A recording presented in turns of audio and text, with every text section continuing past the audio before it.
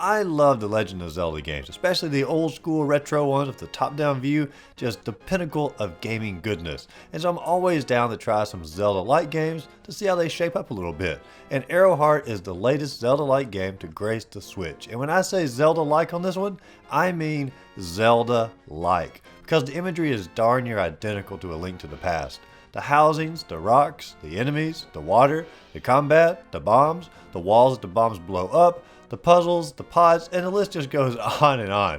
I don't think I've ever seen a game borrow so much from its source material when it comes to the way the game looks and its base mechanics. However, despite clearly borrowing from A Link to the Past, Airoheart does attempt to create somewhat of a direction of its own when it comes to a progression by offering a much more open world experience than A Link to the Past ever did. So today, let's break down Airoheart and see if the path it attempts to forge is successful or not.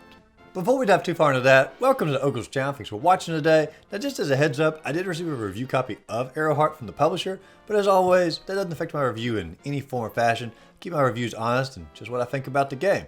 But let's go ahead and get back into Airoheart. Airoheart begins with the opening tale of a country on the verge of war from the invading Bretons, and it's up to your character, Airoheart, to help Brigadier and the crew to fight the war. There's a pretty in-depth backstory here regarding territories and neighboring countries at war, but the main focus comes into play when it's discovered that the Bretons are searching for the powerful Dryoid stones which house mysterious powers. If this isn't urgent enough, they also bring in family conflict by stating that your long-lost brother is actually searching for the stones as well. And you must find these stones before they fall into the wrong hands. And up until this point, it's played more like a traditional Zelda game by giving you a direct path to go on, a direct mission to go on, knowing exactly where you're heading. But from here on, the game really opens up just 100%. As soon as you get this new mission and you leave your house, you can literally go anywhere you want in the vast world.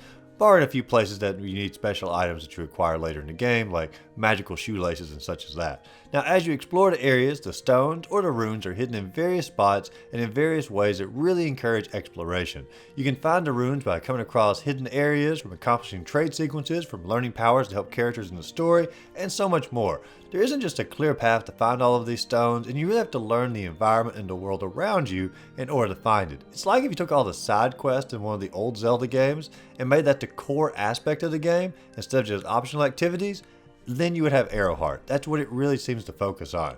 Now, the runes that you find also provide you with magical abilities to use with your magic wand. These help with attacks and to solve puzzles, and it's always fun to see which new power you're going to be acquired. Now, during your exploration, you'll also come across a variety of collectibles, different heart containers, just like in Zelda, except they're green this time around, items for crafting, and also their form of currency inside the game.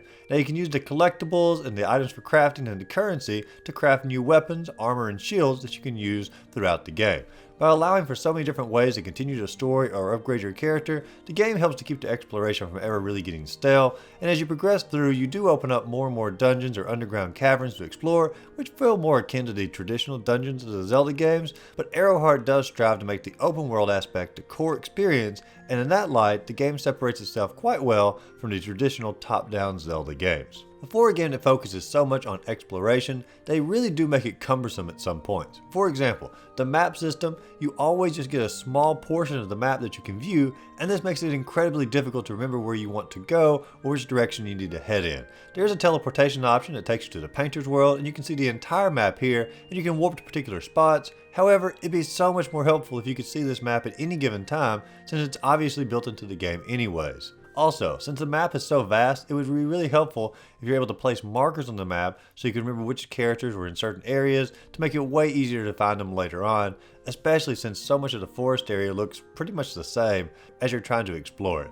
And while I do understand that they don't want to give you too many clues or where to go in an open world game like this, some guidance would really be helpful. Even the most vast open world games there are, like Elden Ring, they give you some clues of where to head next, and in this game, it's just a little bit too easy to get lost at sometimes. But let's move past exploration a bit and talk about the combat. If you played a Zelda game, you already know the combat here. Use the sword for the majority of your fighting and the magic wand, bombs, arrows, and more usual Zelda abilities for the rest of it. However, this is also where some of the glitches come into play a little bit. Like the shield, I bought it, I equipped it, and was never able to block or use it. The controls say how to block, but it just simply doesn't register on my game. This could easily be fixed in a future patch. It might even be fixed by the time the game comes out since this is a review copy, but it's just simply not working here. Also, there is no cooldown time after you get hit by an enemy, so you can get hit multiple times really fast and you're dead with nearly no warning at all.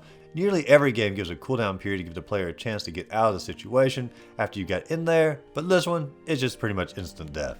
Even outside the combat though, there are a number of glitches or issues as you progress, and the game, it just simply crashes pretty often. I'd say about once an hour the game would crash, and I'll give them credit that every time it did crash, I was able to start right back where it crashed and continued, but it is annoying to have to keep closing the game out and loading it back up and hoping that you didn't lose any progress.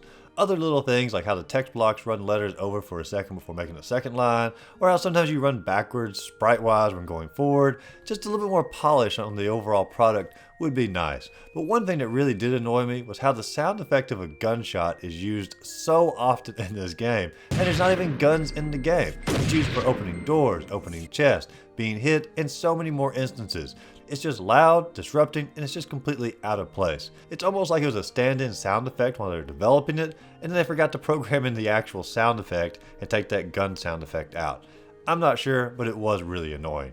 However, nearly all of these glitches or problems of the game, they're pretty superficial and they aren't game breaking. And like I said, even the main ones where the game does crash, you get to start back right where you left off. Now, I always like to talk about music in these reviews a little bit, especially for the retro games, because I love a good retro soundtrack, and Airoheart does a really good job on harkening back to the old 16-bit style, just simply with like the synthesizer horns and sort of a Zelda-ish adventure tune. Is it as catchy as Zelda? Absolutely not. Is it as iconic as any of the Zelda or Final Fantasy themes? Not really, but it is an enjoyable background music as you're playing through the game. Just ignore some of the sound effects, or maybe turn the sound effects down in the options, and you can really enjoy the overall atmospheric music. They did a good job with the composition there. Now, obviously, like I said, this game is borrowing from A Link to the Past and all the other Zelda games, and as I came across the chicken in the game, I had to find out. If you attack the chicken, does it cause the same effect in all of the other Zelda games? We have just a mass of chickens coming to attack you. And I tried for a long time. I attacked the chicken, I attacked the chicken, I attacked another chicken, and went back to the original chicken, and the mass of chickens or the chicken attack from everywhere just didn't happen. I'll admit, I was a little disappointed. I really wanted the chickens, but perhaps that was the line that was too far when it came to copyright, and if they did the chicken attacks, then perhaps they get sued by Nintendo.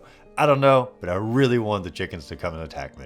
Overall, Airoheart is a fun game, and while it definitely borrows a hefty bit from A Link to the Past, the open world and the exploration aspect allows it to stand on its own. Is it better than A Link to the Past? Absolutely not. The combat isn't as fluid, the world isn't as rich, it includes several glitches, and the charm, it isn't quite as strong. However, it does have bright moments, and it crafts a more in-depth story and more freedom than the usual Zelda games. But if you like A Link to the Past and enjoy more open world type games, you'll definitely have a fun time with Airoheart, but wait until a few extra patches come out or until the game goes on sale. That might be your best bet. But if you enjoyed this review, be sure to like and subscribe to the channel, and as always, go out there, find a great game to play, and just simply have a great rest of the day.